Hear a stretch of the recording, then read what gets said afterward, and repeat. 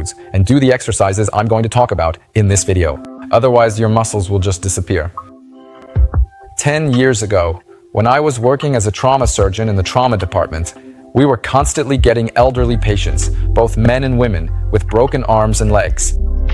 But now there are so many studies showing that if you have a low percentage of muscle mass, your bones simply dissolve faster and your body just falls apart. Today, I'm going to talk about the latest global scientific findings in this area. I'll tell you what you need to eat and show you exercises that will help strengthen your muscles and bones, and in this way, extend your youth. I'll start by showing MRI scans of a 74-year-old person who leads a sedentary lifestyle. This light color here indicates subcutaneous fat tissue. So this is the thigh. Do you see how much fat tissue there is? The muscles are shown in a darker color. Look at how loose they are. This means that there's still a lot of fat inside the muscles. Pay attention, there's a bone inside. And now, notice how a 70-year-old man looks on the scan, right? This means the muscles are strong, they're well-defined, and they don't contain fat. And look at the bone, how thick the bone wall is. So these are solid, healthy bones, unlike these ones here, which are about to crumble any moment. I've analyzed the latest scientific publications on this topic, and let me tell you, there are some truly incredible things right now. In 2021, according to a large-scale study in the UK involving 40,000 people, they assessed the impact of muscle mass on life expectancy, and they came to a shocking conclusion. If body fat increases and muscle mass decreases, this is just as dangerous a factor and predictor of a high risk of mortality as if a person has smoked their whole life or developed cancer. Another interesting meta-analysis was conducted in 2017, where 17 studies were analyzed, and the scientists concluded that people with sarcopenia, with reduced muscle mass, have a mortality risk 4 times higher than people of the same age, but with normal muscle mass. So living to 100 or even 80 years old is unlikely if you have low muscle mass. But what's most interesting is that these same scientists write that the rate of disability is 3 times higher in people with low muscle mass. This matches my own observations from when I worked as a surgeon in the trauma department, where I saw elderly men and women coming in with fractures. This is primarily due to a sedentary lifestyle. It's also related to the loss of muscle mass and osteoporosis.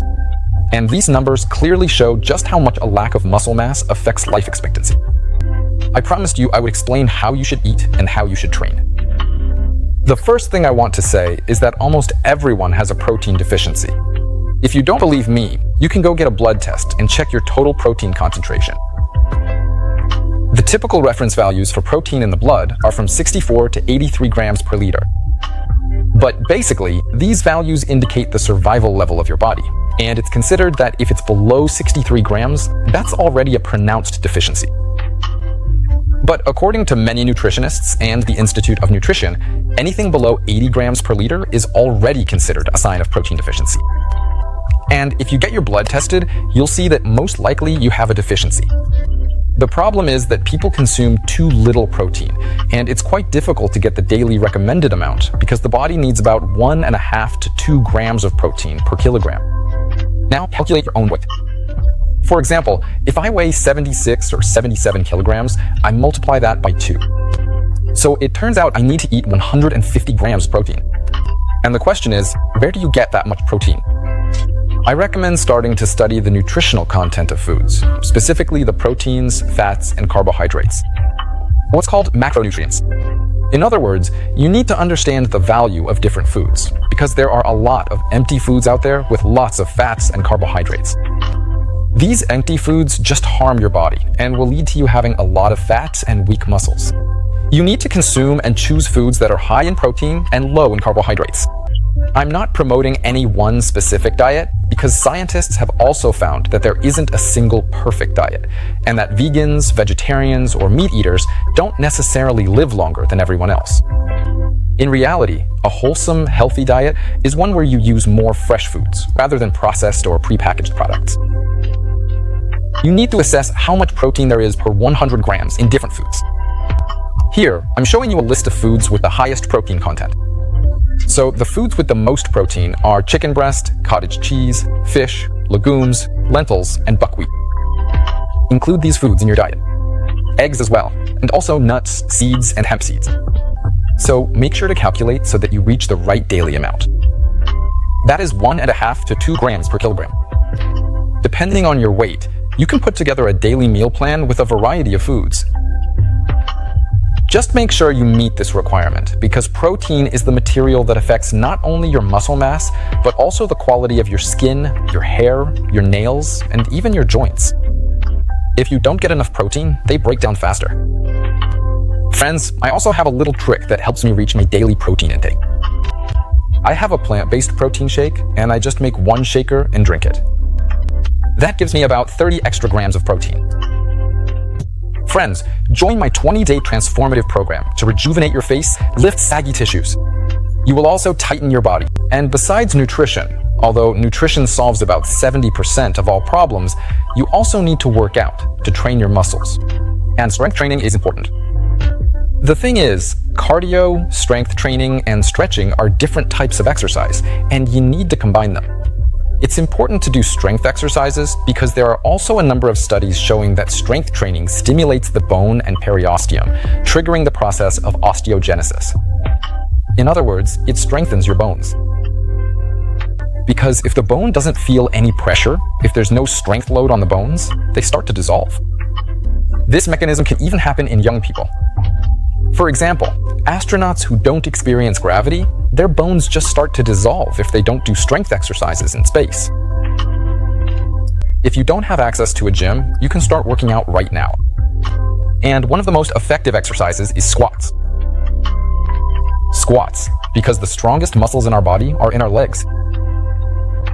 And when you do squats, it's a significant load on your whole body, on your entire musculoskeletal system, especially if you do 3 to 5 sets of 10 to 12 reps, and then gradually increase the number of repetitions until you reach muscle fatigue. In other words, you need to gradually increase the load. And it's very important that when you contract your muscles, you lower yourself slowly for 3 seconds, hold at the bottom for 1 second, and then rise slowly for 3 seconds.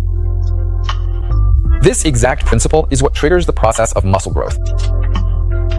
That's why squats are one of the most powerful exercises, because they work a large group of muscles at once. If squatting suddenly becomes easy for you, you can grab a backpack, put some books in it, and squat with the backpack. It'll make things a lot more interesting. Or you could even take a water jug and squat with that too. Besides squats, lunges are also really good to do. One important fact is that muscles actually act as a pump for circulating blood, and our cardiovascular system determines both our health and our lifespan. In addition to squats, it's long been noted that especially people who live in the Mediterranean, on small islands where there are even mountains and no elevators, end up climbing a lot of stairs and walking uphill throughout the day. Their leg muscles are constantly being trained, and they have the highest life expectancy. There are also other muscles you need to work on. If you have more time, I recommend you do push-ups regularly.